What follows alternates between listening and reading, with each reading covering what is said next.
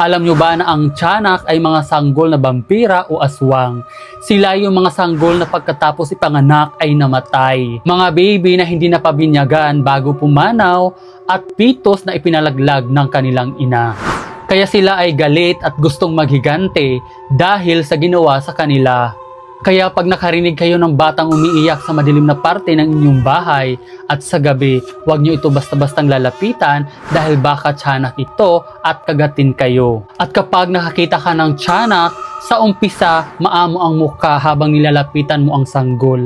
Kapag ito ay hawak mo na, saka magbabago ang anyo nito at bigla kang kakagatin. Kaya mag-ingat kayo sa tiyanak, lalo na yung mga taga-probinsya na lugar.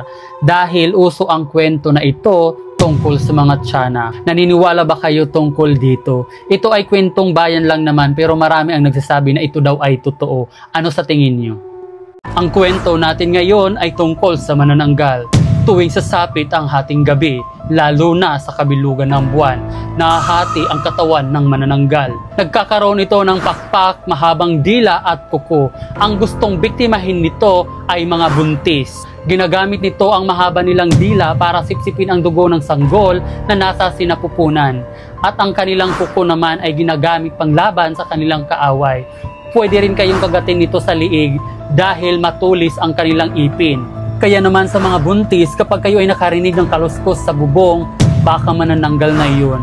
Para maitaboy ang manananggal, kumuha kagad kayo ng asin at bawang dahil yun ang pangontra sa kanila. Kapag araw ay normal lang ang manananggal, nagbabago lang ang kanilang itsura tuwing gabi, lalo na kapag may buntis dahil para sa kanila ay mabango ang sanggol na nasa sinapupunan, kaya naman aatakihin nila ito gamit ang mahaba nilang dila habang sila ay nasa bubong. At kung kayo naman ay makakita ng kalahati ng katawan ng manananggal, lagyan nyo ito ng asin at bawang para hindi na sila makabalik sa kanilang katawan.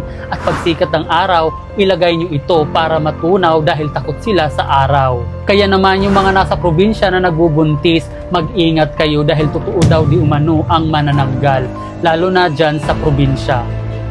Alam nyo ba na kapag tirik ang araw at umuulan, pinaniniwalaan ito na may kinakasal na tikbalang. Ang katawan ng tikbalang ay tao, ngunit ang mga paa nito at ulo ay anyong kabayo. Nakatira ito sa masukal na kagubatan, sila ay mapaglaro at mapaglinlang. Kapag kayo ay nasa gubat at naliligaw, paulit-ulit din na bumabalik doon sa isang lugar na inyong napuntahan na, kayo ay pinaglalaruan at nililito ng tikbalang. Para maalis ang mahika ng tikbalang, ang dapat nyo lang gawin ay hubarin lahat ng inyong suot at isuot ulit ito ng pabaliktad at matutunton nyo na ulit ang daan doon sa inyong pupuntahan. Ayon naman sa alamat tungkol sa mga tikbalang, kapag ang tao ay nakakuha ng 3 pirasong buhok mula sa kanila, ay mapapasunod mo ito at magiging gabay mo din. Naalala ko dati yung kaibigan ko sa probinsya. Nasa bundok kami noon tapos umuwi siya mag-isa ng gabi. Nagulat kami sa kanya kasi bumalik siya sa amin ng kinaumagahan. Kwento niya sa amin na naligaw daw siya ng daan tapos tuwing naglalakad siya, bumabalik siya kung saan siya galing. Paulit-ulit daw yung nangyari sa kanya, sumisigaw siya baka may makarinig sa kanya dahil hindi niya alam kung nasaan na siya. Tapos ang ginawa daw niya ay umupo na lang siya sa gilid dahil sa pagod niya at inantay niyang mag-umaga. At doon niya na naalala na pagbaliktarin ang kanyang suot dahil baka daw siya ay binuboyong. At ito pa yung nakakapagtaka, malapit lang pala siya sa bahay namin. At yung bundok kasi na yun ay puro kagubatan, kaya baka daw pinaglaruan siya ng tikbalang. Kaya kayo pag naligaw sa gubat, lalo na sa bundok, baliktarin niyo agad ang inyong suot. At ang mga tikbalang din pala ay marunong mag-invisible at mag-anyong tao. Hindi naman daw sila nananakit pero pag hindi ka na nakabalik ay gagawin kanilang alipin doon sa mundo nila. Sino sa inyo ang nakaranas na nito at ano ang inyong kwento tungkol sa mga tikbalang?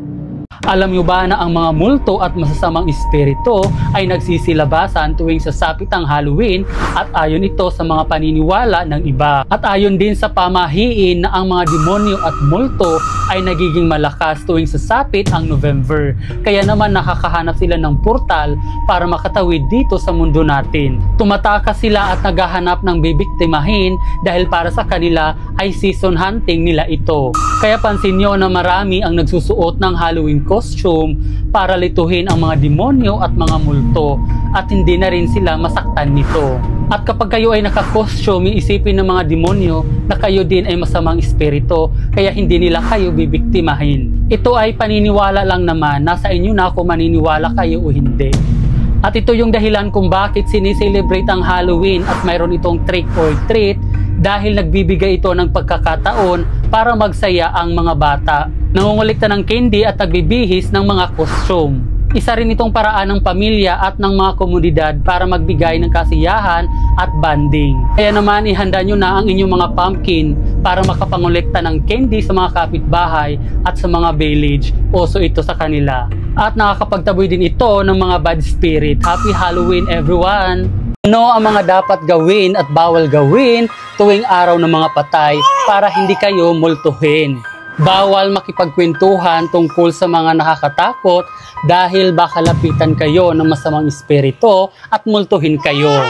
Bawal din magingay kapag kayo ay dadalaw sa simenteryo dahil marami ang mga kaluluwa na hindi dinadalaw ng kanilang mahal sa buhay kaya galit na galit ang mga ito. Magdala rin kayo ng asin kapag dadalaw kayo sa simenteryo para hindi kayo lapitan ng masasamang espiritu dahil ito ang proteksyon para sa mga kaluluwa. Takpan nyo rin ang inyong mga salamin sa bahay dahil ang araw ng mga patay ay maraming mga kaluluwa ang nagpapaikot-ikot at baka sila matrap sa loob ng salamin at mumultuhin kayo sa bahay nyo. At magkakaroon na rin ng multo sa inyong salamin tuwing kayo ay magsasalamin. At huwag din kayo lumabas ng bahay tuwing gabi dahil ang mga multo ay baka paglaruan kayo at sundan din kayo sa loob ng inyong bahay. Ito ay kasabihan lang naman ng mga matatanda, nasa sa inyo pa rin yun kung maniniwala kayo o hindi. Pero nakakatakot talaga tuwing araw ng mga patay kasi may mga bad spirit talaga na pagala-gala na hindi natin alam.